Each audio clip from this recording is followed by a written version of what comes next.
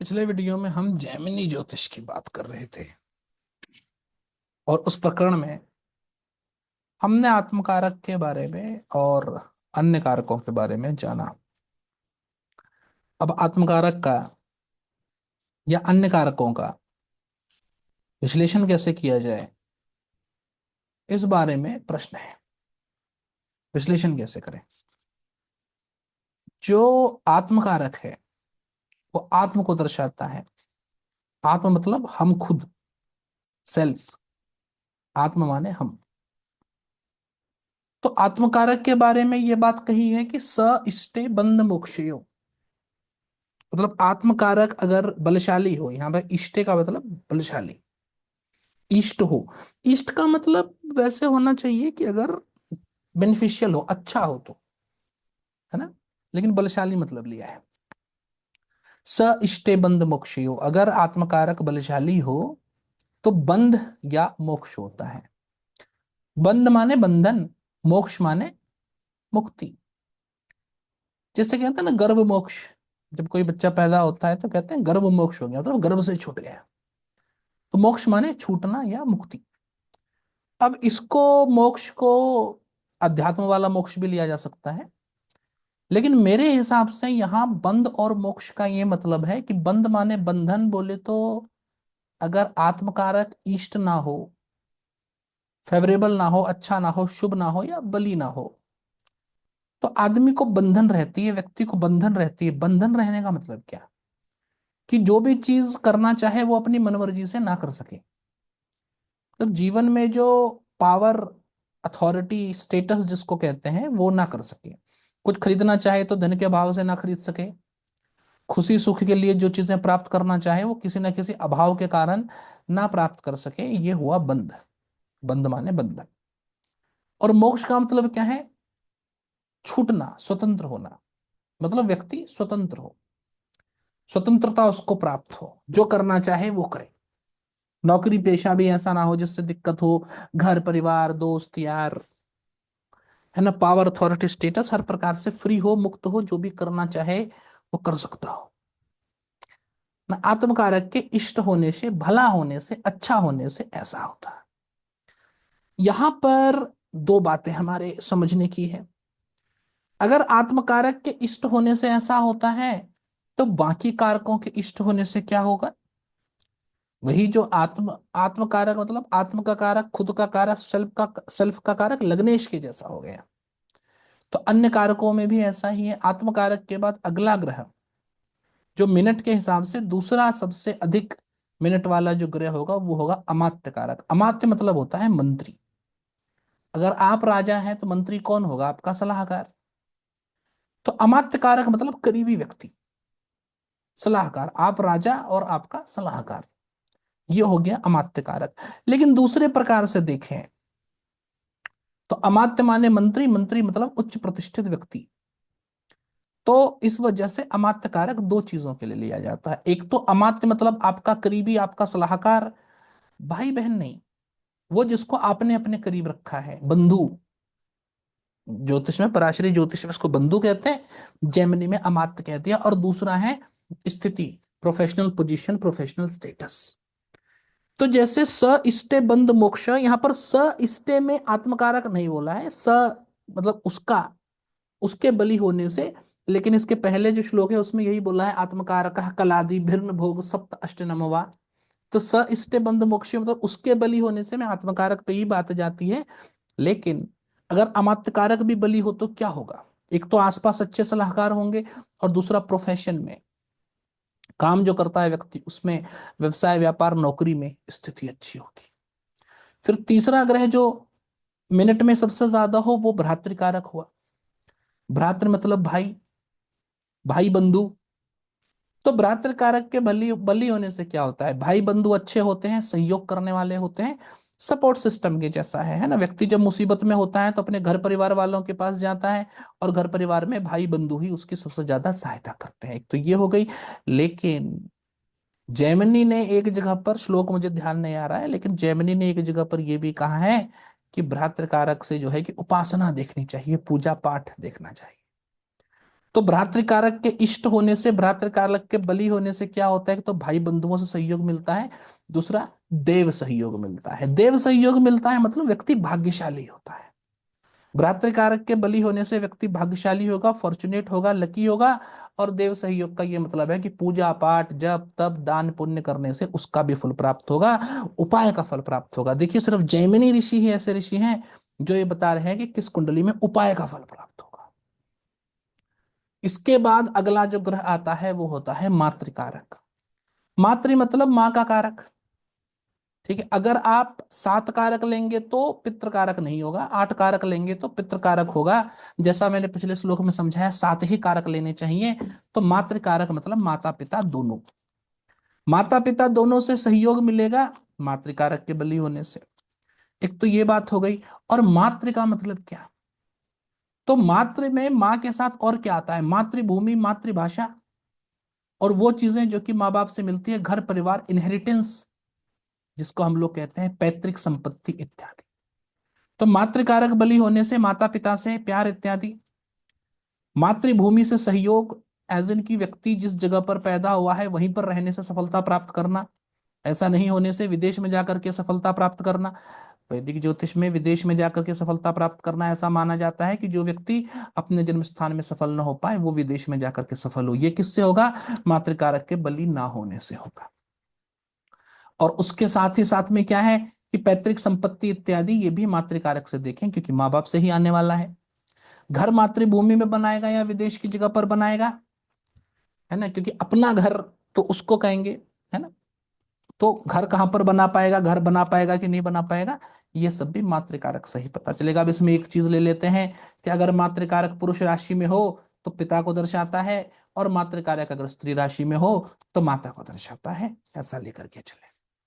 उसके बाद आगे आता है पुत्र कारक। पुत्र माने संतान। तो संतान से सुख होगा या नहीं होगा, ये पुत्र कारक बता देगा।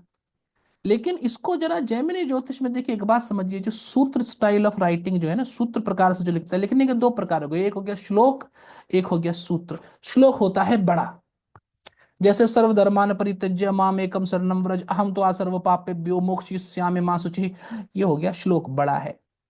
श्रुत होता है छोटा, अथा तो धर्म जिज्ञासा, अथा तो ब्रह्म जिज्ञासा। अथा तो धर्म जिज्ञासा 3 शब्द में बात कह दी गई होता है। सूत्र, सूत्र में क्या होता है, थोड़ा कहा जाता है, अधिक समझना होता है। इसलिए सूत्र को क्या है कि गुरु परंपरा में सीखा जाता है। खैर, श्लोक को भी गुरु परंपरा में ही सीखा जाना चाहिए। श्लोक व्यक्ति ऐसे वैसे सीख ले, ये भी कोई बात नहीं, लेकिन सूत्र को तो विशेष तौर पे गुरु परंपरा में ही सीखा जाता है। ठीक बात। तो अब पुत्र का मतलब, एक तो वो पुत्र आत्मज संतान तो हो ही गया, लेकिन संतान को आप पैदा करते हैं, तो जो भी चीज आपने बनाई, तो यहां पर पुत्र हो गया, शिष्य हो गया, और उसके साथ में जो भी चीज हम बनाते हैं, घर द्वार बिजनेस इत्यादि, वो सब चीज से कैसा रहेगा? बंधन होगा कि मोक्ष होगा? मोक्ष मतलब जो चीज हमने बना दी, बहुत बढ़िया काम कर रही है, मुक्ति है, कोई टेंशन नहीं है, मोक्ष हो गया। बंधन मतलब घर बना दिया, कुछ कर दिया, अब बार बार उसकी वजह से पीड़ा हो रही है, लिमिटिंग हो रहा है, लिमिटिंग फैक्टर हो रहा है ना, बार बार हमको बांध रहा है, समस्या दे रहा है, मुसीबत खड़ी कर रहा है, यही तो हुआ बंध। आगे है ज्ञाति कारक। ज्ञाति मतलब, ज्ञाति मतलब कि विष्णु सहस्त्र नाम के फलश्रुति में आता है ज्ञाति में विच। ज्ञाति मतलब कुल परिवार खानदान, है ना। तो जो करीबी हैं वो तो आत्मज हो गए, सॉरी, जो करीबी हैं वो तो अमत्त कारक में पहुंच गए। लेकिन जो नॉन करीबी हैं, घर परिवार के लोग, जो अन्य करीबी नहीं है, रिलेटिव रिश्तेदार, ये हो गए ज्ञाति, है ना। फलश्रुति में विष्णु सहस्त्र नाम के ज्ञाति शब्द का जिक्र है, वहां पर भी यही मतलब है, यहां पर भी यही मतलब होगा। तो ज्ञाति हो गए अन्य लोग, या फिर बृहत्तर परिप्रेक्ष्य में अगर देखें तो आसपास की चीजें, पड़ोसी इत्यादि, जो कि आपकी अपनी तो नहीं है लेकिन आपके आसपास है, पड़ोसी समाज, ये सब चीजें। और अंत में हो गया आखिरी, सबसे कम मिनट वाला ग्रह हो गया दार कारक। दार कारक मतलब जीवन साथी का कारक, पत्नी इत्यादि, या पार्टनर सहयोगी ले लें, ये सारे। अब इसमें से स इष्टे बंद मोक्षियो, ये मुख्य बात थी कि वह ग्रह अगर इष्ट हो, इष्ट हो माने शुभ हो, वैसे इष्ट का ट्रांसलेशन होता है वैसे लोग इष्ट का ट्रांसलेट करते हैं बली हो, लेकिन यहां केवल बली नहीं, शुभ, शुभ वाला बली हो, तो समझने की बात है। केवल बली अलग होता है, शुभ वाला बली अलग होता है। वक्री ग्रह बली तो होता है, शुभ नहीं होता। तो बली हो, शुभ वाला बली हो, ये बात विशेष तौर से जान लेने की है। बली हो तो मोक्ष मुक्ति, और इष्ट ना हो, अच्छा ना हो, तो बुरा फल। अब बलि होता कैसे है, ये मुख्य बात है। तो सबसे पहले जैमिनी ऋषि ने एक बात कह दी थी, पहले ही कह दी है, पहले अध्याय के अंत में ही कहते, पहले अध्याय के पहले पाद के अंत में ही कह देते हैं, होरादय सिद्धा। होरा मतलब फलित ज्योतिष। फलित ज्योतिष के जो सिद्ध नियम है सो तो सिद्ध नियम ही हैं, उनकी बात नहीं करते, विशेष नियम की बात करते हैं। तो कहते हैं होरादय सिद्धा, फलित ज्योतिष के जो सिद्ध नियम है उसको तो सीख लो, जान लो, अलग बात है, नई बात करते हैं। तो होरादय सिद्धा कहने का मतलब ये हुआ कि ग्रह अन्य प्रकार से जैसे शुभ होता है, इष्ट होता है, वो बात तो पता ही है, माने उच्च होने से, स्वराशि होने से, मूल त्रिकोण होने से, वर्गोत्तम होने से। स्वराशि, उच्च, मूल त्रिकोण, वर्गोत्तम, ये चार अवस्था में प्राप्त होने से ग्रह इष्ट होता है, शुभ होता है, यह बात तो पहले से पता ही है। इनमें से कोई अवस्था, इनमें से किसी कारक को हो तो वो शुभ फल देता है, यह बात तो क्लियर हो गई। इसके अलावा जैमिनी ऋषि जैमिनी स्ट्रेंथ की बात करते हैं, अपने प्रकार से भी बल की बात करते हैं। अब जैमिनी ज्योतिष कर रहे हैं, जैमिनी ज्योतिष के नियम लगा रहे हैं, लेकिन अगर जैमिनी ज्योतिष के बल के प्रकार को नहीं लगाएंगे तो क्या होगा, घोर नाइंसाफी हो जाएगी, तो वो होने नहीं देंगे। उसके लिए क्या किया है, ये मेरा एक आर्टिकल है, जो कि 2017 का आर्टिकल है, 19 मई 2017 को लिखा हुआ है, आप देख सकते हैं। ये जो आर्टिकल है, इस आर्टिकल में आप देख पा रहे होंगे,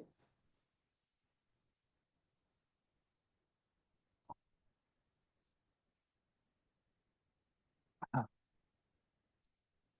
इस आर्टिकल में जो है कि आपको दिख पा रहा होगा, अ,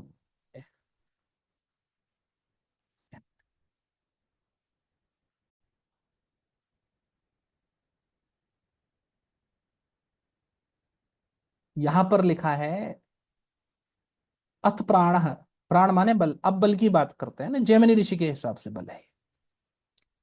पहले क्या बोला है, कारक योग प्रथमो भानाम, कारक मतलब करने वाला, यहां पर कारक का मतलब लिया ग्रह। लेकिन ये आम नॉर्मल ट्रांसलेशन जो है, वो नॉर्मल ट्रांसलेशन को हम जरा छोड़ देते हैं, नॉर्मल ट्रांसलेशन को छोड़ देते हैं और विशेष ट्रांसलेशन पे अपने हिसाब से समझ करके चलते हैं। कारक योग प्रथमो भानाम में यहाँ कारक मतलब ग्रह ले लेते हैं लोग, लेकिन हम ये जान रहे हैं कि कारक मतलब जैमिनी ने पहले 7 प्रकार के कारक बता दिए, है ना। वो 7 प्रकार के कारक में राहु केतु किसी प्रकार का कारक बनेगा नहीं, और अन्य ग्रह भी जो उपग्रह हैं, गुलिक मानदी इत्यादि, वो भी किसी प्रकार के कारक नहीं बनेंगे, है ना। तो कारक योग प्रथमो भानाम में मेरे हिसाब से मतलब है कि आत्मकारक, अमात्य कारक, भ्रातृकारक, मातृकारक, पुत्र कारक, ज्ञाति कारक, दार कारक, इसमें से कोई कारक अगर ग्रह के साथ हो तो उस ग्रह को बली माना जाए। मतलब मानिए कि अगर दो कारक इकट्ठा बैठे होंगे तो दोनों ग्रह बली होंगे, ऐसा समझिए, ये हो गया कारक योग प्रथमो भानाम, पहला। दूसरी बात क्या कहते हैं, अच्छा जैमिनी ज्योतिष में बड़ी विशेषता है, अगर पहला नियम ना लगे तभी दूसरा नियम लगाते हैं, ये जनरल बात है, लेकिन हमेशा इस प्रकार से काम नहीं होता। तो अगर आप राशि में बल देख रहे हैं कि दो राशि में कौन सी बली है, पहला आपने नियम लगाया, पहले नियम से एक राशि बली निकल गई, तो दूसरा नियम लगाने की आवश्यकता नहीं है।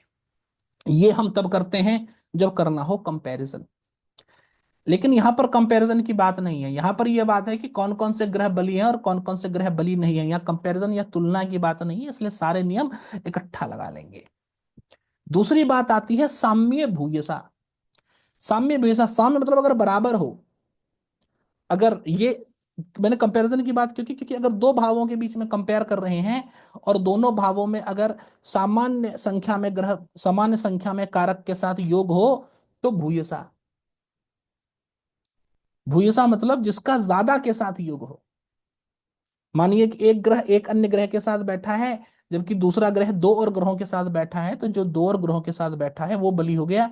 लेकिन यहां पर हमारे लिए कोई खास मतलब नहीं है, क्योंकि यहां पर हम कंपैरिजन या तुलना तो नहीं कर रहे हैं। तीसरी बात है ततस्तुंग आदि, अगर साथ बैठे हुए ग्रह की संख्या भी बराबर हो तो तुंग आदि, तुंग माने उच्च, तो जो ग्रह उच्च आदि ग्रहों के साथ संयुक्त हो, उच्च आदि ग्रहों के साथ कंजंक्शन करता हो, वो बली होता है। यह भी कंपैरिजन का रूल है, और यहां पर हम कंपैरिजन नहीं कर रहे हैं, तो ये हमारे को एक। आगे होता है निसर्गस्ततः, निसर्ग मतलब नॉर्मल, नेचुरल। तो नेचुरल स्ट्रेंथ को लो, नेचुरल स्ट्रेंथ क्या होता है, देखिए राशि तीन प्रकार की होती है, एक के बाद दूसरी आती है, चर स्थिर दुष्भाव। तो यहाँ का निसर्ग जो गति है, नेचुरल जो गति है, वो ये है कि चर पहले आती है, स्थिर उसके बाद, दुष्भाव उसके बाद। तो मतलब ये हुआ क्योंकि चर सबसे पहले आती है तो सबसे कमजोर, स्थिर उसके बाद आती है तो स्थिर चर से बलशाली, और दुष्भाव क्योंकि अंत में आती है तो दुष्भाव जो है वो सबसे बलशाली। तो चर सबसे कम बलशाली, दुष्भाव सबसे अधिक बलशाली, और स्थिर चर से ज्यादा बलशाली लेकिन दुष्भाव से कमजोर। इसको कहा निसर्गस्तता, निसर्ग बल।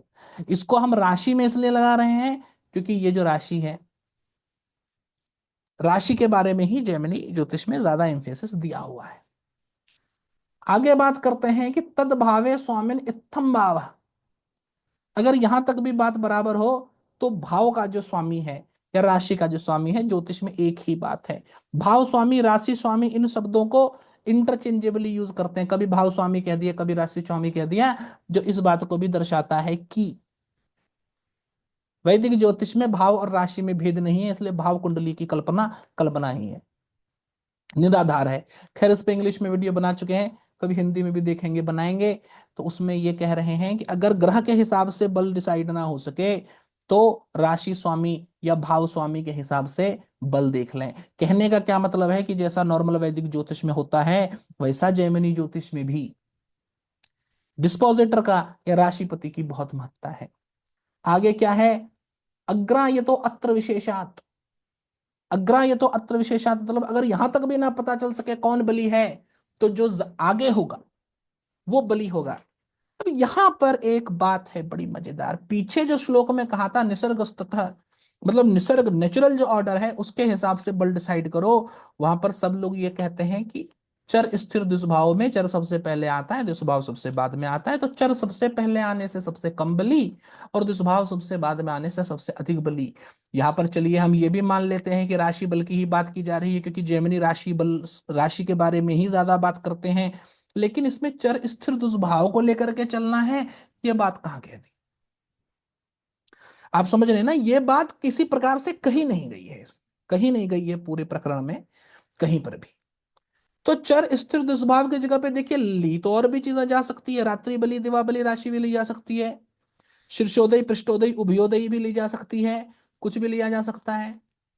तो जहां पर निसर्गस्तता की बात की, जहां पर निसर्ग बल की बात की, वहां पर यह भी तो कहा जा सकता है कि जो ग्रह आगे की राशि में बैठा हो वो ज्यादा बली। और आगे की राशि में ऑर्डर तो पता है, मेष पहले आती है, फिर आता है वृष, फिर मिथुन, फिर कर्क, फिर सिंह, फिर कन्या, फिर तुला, फिर वृश्चिक, फिर धनु, फिर मकर, फिर कुंभ, फिर मीन, ये ऑर्डर है। तो निसर्ग ऑर्डर में ये भी तो कहा जा सकता है कि अगर कोई ग्रह धनु में बैठा हो और कोई ग्रह तुला में बैठा हो, तो क्योंकि धनु बाद में आती है, धनु आगे आती है, इसलिए धनु में बैठा ग्रह बली हुआ, तुला में बैठा हुआ ग्रह बली नहीं हुआ, ये बात भी तो कही जा सकती है। मुझे लगता है उसी पॉइंट को इम्फेसिस करने के लिए, उसी बात को बतलाने के लिए जैमिनी ऋषि ने यहां पर कह दिया कि अग्र ये तो अत्र विशेषात, कि अगर फिर भी ना पता चलने की कौन सा ग्रह बली है, यहाँ पर कंपैरिजन की बात हो रही है, इसमें हम जो चीज यहाँ पर समझने की कोशिश कर रहे हैं उसमें कौन कौन से नियम लगाए जा सकते हैं, ये मैं आपको दोबारा बताऊंगा, एक बार ये प्रकरण पूरा कर लें। तो कहने का मतलब ये है कि अगर ग्रहों में अभी भी बल डिसाइड ना हो पाए, तो जो आगे बैठा हो, जो अधिक आगे हो, है ना, 0 डिग्री मेष राशि का स्टार्टिंग पॉइंट और 360 डिग्री मीन राशि का आखिरी पॉइंट, ये 0 से 360 डिग्री के बीच में जो अधिक हो, जो सबसे आगे हो, वो बली। जो इससे भी बल ना पता चले, मानिए सेम ही डिग्री में, सेम ही राशि में, सेम ही जगह पे बैठ गए हों, यहां पर डिग्री लेना है, आत्मकारक अमात्यकारक इत्यादि डिसाइड मिनट से करना है, लेकिन ये अग्र ये तो अत्र विशेषात, यहाँ डिग्री लेनी है। ध्यान रखिएगा, मैं ये नहीं कह रहा हूं कि जैमिनी ऋषि डिग्री कभी इस्तेमाल ही नहीं करते हैं, करते हैं, बहुत जगह पर करते हैं, बट कब करते हैं ये बात तो जानना बहुत जरूरी है। प्रतिवेशिक पुरुष है, प्रतिवेशिक पुरुष है मतलब अगर पुरुष ग्रह स्त्री राशि में बैठा हो, प्रतिवेशिक मीन्स अलग, प्रति मतलब अलग प्रकार से बैठा हो, ठीक है ना। तो कहने का ये मतलब है कि अगर पुरुष राशि का स्वामी स्त्री राशि में बैठा हो या स्त्री राशि का स्वामी पुरुष राशि में बैठा हो तो उसको बली माने। विपरीत प्रकार की ऑडिटिंग राशि में प्रति दूसरे प्रकार की राशि में बैठा हो तो उसको बली माने। इति प्रथम, इस प्रकार से बल का पहला जो प्रकार है वो खत्म होता है। फिर दूसरा प्रकार भी बहुत जरूरी है, और यह जो दूसरे प्रकार का यह जो दूसरा नियम है, यह अकेला ऐसा नियम है और सबसे जरूरी नियम है। क्यों सबसे जरूरी नियम है? क्योंकि अब तक जैमिनी ज्योतिष में जितने भी बल के आपने फॉर्मूला, बल के जितने भी नियम पढ़े वो जैमिनी के विशेष हैं। बट यह जो बात है, यह बात सिर्फ जैमिनी ज्योतिष में ही नहीं आती, ज्योतिष का कोई भी सिस्टम हो, पराशरी ट्रेडिशनल, सब में आती है। और जैमिनी ने पहले ही कहा था होरादय सिद्धा, मतलब फलित ज्योतिष की बातें तो सिद्ध है, सब जानते ही हैं, रिपीट नहीं कर रहा हूं, लेकिन ये बात रिपीट कर दी है तो महत्ता इससे पता चलती है। क्या है दूसरा नियम? स्वामी गुरु दृग योग द्वितीय, स्वामी गुरु ज्ञ दृग योग द्वितीय। स्वामी मतलब राशि का स्वामी, गुरु मतलब बृहस्पति, गुरु, और ज्ञ, ज्ञ नाम होता है बुध का, बुध को कहते हैं ज्ञ। तो स्वामी, राशि का स्वामी गुरु और बुध दृग योगे, अगर दृष्टि करे या योग माने युति करे तो द्वितीय, तो दूसरे प्रकार से बल मिलता है। यहां पर दृष्टि में कौन सी दृष्टि? जैमिनी में लोग राशि दृष्टि लेते हैं, लेकिन मैं मानता हूं कि जैमिनी में राशि दृष्टि निराधार कल्पना है, तो ग्रह दृष्टि को ही लेकर के चलें, क्योंकि ये नियम जैसा कि मैंने कहा पराशरी ज्योतिष और अन्य सब जगहों पर भी आता है, और वहां पर राशि दृष्टि नहीं ली जाती, ग्रह दृष्टि ही ली जाती है। तो ग्रह दृष्टि ही लेकर के चलिए। क्योंकि जैमिनी ने जो राशि दृष्टि के बारे में जो बोला है, अभी पश्यंती रिक्षानी पार्श्व भवेच, इस श्लोक में रिक्षानी में रिक्ष का मतलब नक्षत्र होता है, राशि नहीं होता। तो पहली बात, अभी पश्यंती रिक्षानी मतलब राशि आगे देखती है। अगर आप रिक्ष का मतलब राशि लेंगे तो वैसे मतलब ये होना चाहिए कि नक्षत्र आगे देखता है, लेकिन यहाँ पर आगे का मतलब क्या, ये बहुत ही चर्चा का विषय है, चर्चा किसी और वीडियो में करेंगे, यहाँ बात बहुत लंबी हो जाएगी। मूलभूत बात तो यही कहना है कि मेरी जैमिनी ज्योतिष अगर आप फॉलो कर रहे हैं, वो प्रकार फॉलो कर रहे हैं जो मैं सिखा रहा हूँ, राशि दृष्टि को भूल जाइए, ग्रह दृष्टि को इस्तेमाल कीजिए। क्योंकि लंपाक नाम के एक ज्योतिष हैं, वो राशि दृष्टि बताते हैं, लेकिन उनकी राशि दृष्टि जैमिनी की राशि दृष्टि से बिल्कुल भी मैच नहीं खाती। जैमिनी की राशि दृष्टि मतलब जेमिनी वाले लोग जो जेमिनी की राशि दृष्टि कहते हैं, जेमिनी असल में क्या राशि दृष्टि कहते हैं, ये तो कभी और सोचने की बात है। तीसरा बल का प्रकार क्या हुआ? थर्ड सोर्स ऑफ स्ट्रेंथ क्या है? स्वामिन तृतीय। स्वामिन तृतीय मतलब तीसरे प्रकार का बल जो है वो स्वामी से मिलता है। अगर भाव से, अगर अब तक ग्रहों से किसी भी प्रकार से बल ना पता चल सके तो स्वामी से देखेंगे, अगर स्वामी बली है तो फल मिलेगा। दूसरा क्या है? तीसरे सोर्स ऑफ स्ट्रेंथ में दूसरा सब प्रकार है ना, को कैटेगरी क्या है?